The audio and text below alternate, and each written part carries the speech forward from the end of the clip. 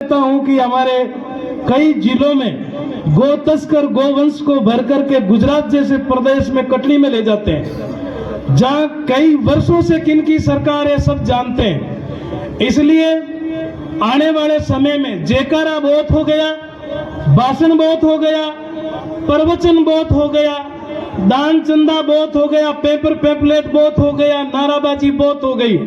अब तो एक सूत्र बचा है। मेरे मित्र 2 दशकों से साथ दिल्ली, जयपुर, हरियाणा, राजस्थान के बीच में हम गौ सेवा समिति के रूप में बहुत काम किया।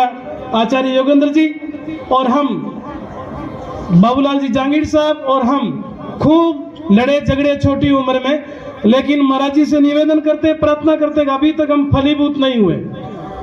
हम आशा करते हैं, गौरवान्वित है कि परम पूज्य शंकराचार्य जी महाराज जी पीठ का हमारे को नेतृत्व मिला, सानिध्य मिला।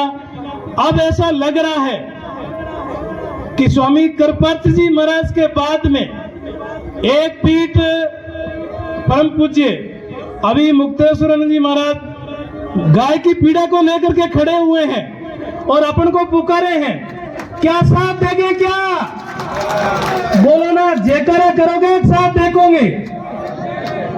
एक ही होगा, न ज्ञापन होगा, न विनती होगी, ये सब हो गया। जहां हाईवे दिल्ली में घुसता हो और रेलवे लाइन दिल्ली या राजधानी में घुसती हो, बैठ जाओ, संतो क्या होगा इस चमड़ी का? गाय मिटेगी, गाय मरेगी, तो अपना हिसाब किताब क्या कहें फिर? अपने अपने मत की, अपने अपने परंपरा की, अपने अपने धर्म की सभी रक्षा करते हैं, लेकिन गाय का जब हिसाब किताब पूछा जाएगा तो ओटकंड चिप जाएंगे। इसलिए मरो मीठो। और ये सरकारें अपनी संपत्ति को जब्त करने वाले हैं। हर बड़े मठ मंदिरों में ईडी आने वाली है, ईडी। इसलिए सावधान हो जाओ, जितनी संपत्ति है गौ सेवा में लगा दो।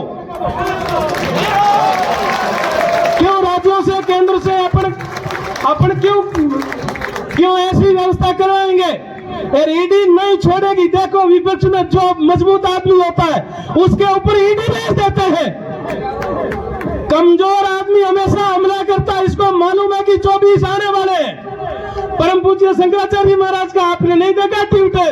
जो कोई प्रवचन है फोन पर, मीडिया पर, सोशल पर, न कोई राम मंदिर का समय था, न कोई पूर्णावती थी।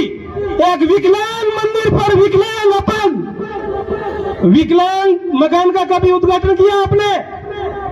और जितने भी ये सरकार की चाटुकारिता करते हैं संत, कोई राज्य सरकार के नीचे हाथ दबे है, किसी का केंद्र सरकार के नीचे हाथ दबे है। 4-5 लोग हैं हमारे भारत के अंदर। परम पूज्य महाराज जी उनको गद्दियां छुड़ा करके संत समाज में लाइए। यदि शंकराचार्य राम मंदिर में नहीं गए तो वो पीठे क्यों चली गई वहां? हमारे जैसे गो भक्तों की कौन सुनेगा? हम मीर मर जाएंगे। इसलिए चेतो, सावधान हो और अब की बार ऐसी सरकारें चुने। मैं समय नहीं लाऊंगा। कलेजा बबक रहा है। राजस्थानी हूं, मारवाड़ी हूं, मेरे पूर्वज गौ सेवा करते आए हैं।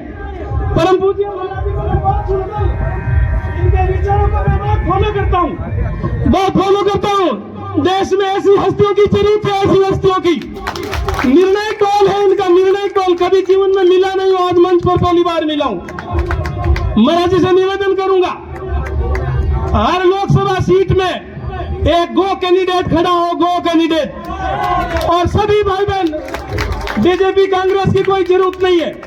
इसका बोर्ड तोड़ना है, इसका बोर्ड तोड़ना है।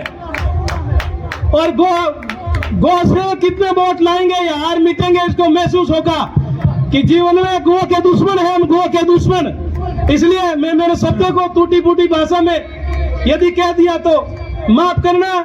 सजनो, चेत जाओ। भारत के अंदर ये देश किधर जा रहा है, इसको इसलिए थोड़ी बिठाया है।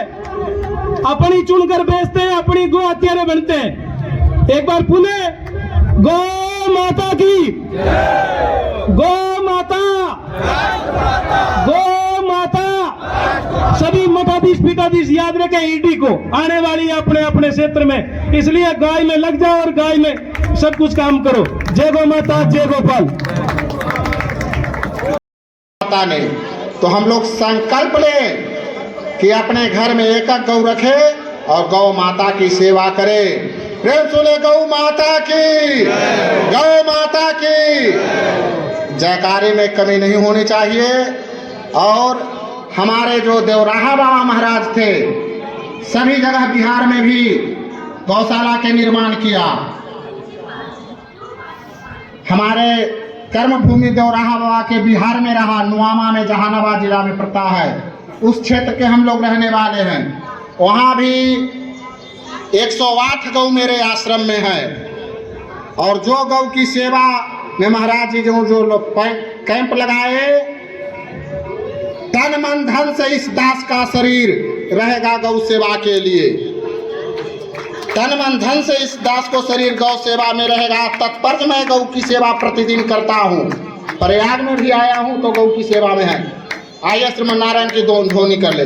श्रीमन नारायण नारायण नारायण, श्रीमन नारायण नारायण नारायण, गौ माता नारायण नारायण नारायण, गौ माता